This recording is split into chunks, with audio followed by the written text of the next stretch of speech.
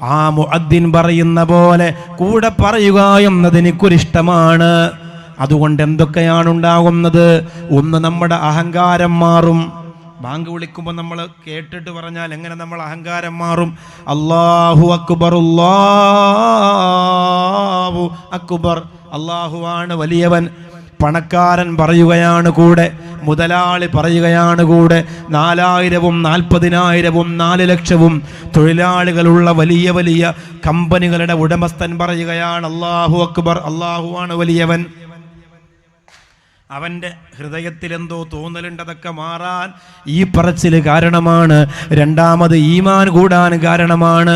ഹയ്യ അല സ്വലാത്ത്, നിസ്കാരത്തിലേക്ക് വരൂ എന്ന് പറയുമ്പോൾ ബാങ്കിന് മറുപടിയായി നമ്മൾ പറയുന്നത് ലാ ഹൗല വലാ ഖുവത ഇല്ലാ ബില്ലാഹിൽ അലിയിൽ അലീം. വരണമെന്ന് ആഗ്രഹമുണ്ട്, പക്ഷേ ഞാനൊന്ന് നടക്കണമെങ്കിൽ, എൻ്റെ വിരലൊന്ന് ചലിക്കണമെങ്കിൽ എനിക്ക് അല്ലാഹു കൊണ്ട് അപാരമായ കഴിവ് തന്നെങ്കിലേ പറ്റൂ. അതുകൊണ്ട് ത്രാണി അല്ലാഹു അല്ലാതെ ഇല്ല, കഴിവല്ലാഹുവിനല്ലാതെ ഇല്ല.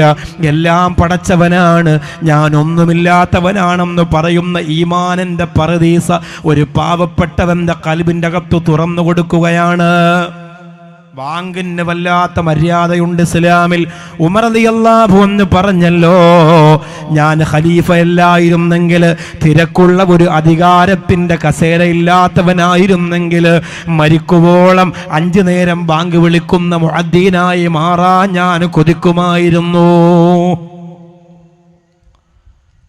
ബാങ്ക് വിളിക്കുന്നവർ നാളെ ആഖിറത്തിൽ തല ഉയർത്തപ്പെട്ടവരായി, നല്ല ഉയരമുള്ളവരായി കാണുന്നതാണെന്ന് ഷഫീഉന മുഹമ്മദ് മുസ്തഫ. ബാങ്ക് വിളിക്കുന്നവർക്ക് വലിയ ബഹുമാനമുണ്ട്, ബാങ്ക് വിളിക്കുന്നവർക്ക് വലിയ സ്ഥാനമുണ്ട്. ബാങ്ക് വിളിക്കുന്നവർ എവിടെയെല്ലാം ആ ശബ്ദം കേൾക്കുന്നുവോ, ആ കേൾക്കുന്ന ജീവജാലങ്ങൾ, പുല്ലുപുഷ്പങ്ങൾ പോലും ആ വിളിക്കുന്നവർക്ക് വേണ്ടി പ്രാർത്ഥന നടത്തുമെന്നാണ്.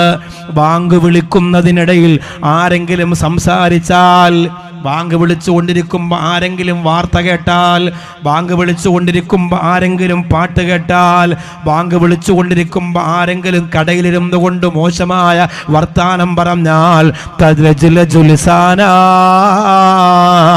മരിക്കുന്ന സമയത്ത് കലിമ പറയാൻ കഴിയാതെ അവന്റെ നാവ് പിടച്ചു പോകുമെന്ന് നബി മുഹമ്മദ് മുസ്തഫ സല്ലല്ലാഹു അലൈഹി വസല്ലം.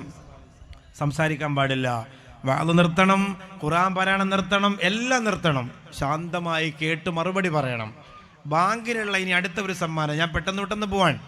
ബാങ്കിനുള്ള അടുത്ത ഒരു സമ്മാനമുണ്ട്.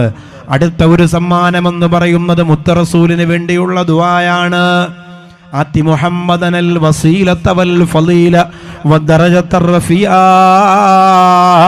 ബാങ്ക് കഴിഞ്ഞിട്ടങ്ങനെ ദുആ ചെയ്യുന്നവർക്ക് നാളെ അല്ലാഹുവിന്റെ റസൂലിന്റെ ശഫാഅത്തുണ്ട്, നാളെ പടച്ചവന്റെ പൊരുത്തമുള്ള നോട്ടമുണ്ട്.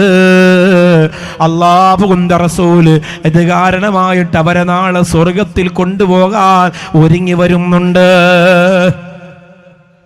ഇത്രയുമാണ് ബാങ്കുമായി ബന്ധപ്പെട്ട് പെട്ടെന്ന് പഠിക്കേണ്ട കാര്യങ്ങൾ. അതുകൊണ്ട് ബാങ്ക് കേട്ടാൽ മറുപടി കൊടുക്കുക. ഈമാൻ കൂടും, അഹങ്കാരം കുറയും, നിസ്കാരത്തിനോട് താല്പര്യം ഉണ്ടാവും. ബാങ്ക് വിളിക്കുമ്പോൾ സംസാരിക്കാതിരിക്കുക. മരിക്കുന്ന സമയത്ത് നാവ് പിടഞ്ഞു പോകും, പറയാൻ കെലിമ പറയാൻ കഴിയാതെ. ബാങ്ക് വിളിക്കുന്നവർക്ക് വലിയ പ്രതിഫലമാണ്. ആഖിറത്തിൽ അവർ ശിരസ്സിങ്ങനെ ഉയർന്നു നിൽക്കുന്ന വലിയ മുതലാളിമാരെ പോലെ ഉയർത്തെഴുന്നേൽപ്പിക്കപ്പെടും എന്നാണ്. അതുകൊണ്ട് ബാങ്കിന് നമ്മൾ എന്ത് ചെയ്യണം? മറുപടി കൊടുക്കണം. ബാങ്കിന് മുമ്പേ നിസ്കാരത്തിന് ഒരുങ്ങി തയ്യാറായിട്ടിരിക്കണം. ഇതൊന്നും കൂടാതെ ബാങ്കിന് ശേഷമുള്ള പ്രാർത്ഥന അള്ളാഹുവിൻ്റെ അടുത്ത് വലിയ സ്ഥാനമുണ്ട്. ആരംഭപ്പൂവിൻ്റെ ശഫാഅത്തിന് അതൊരു കാരണം.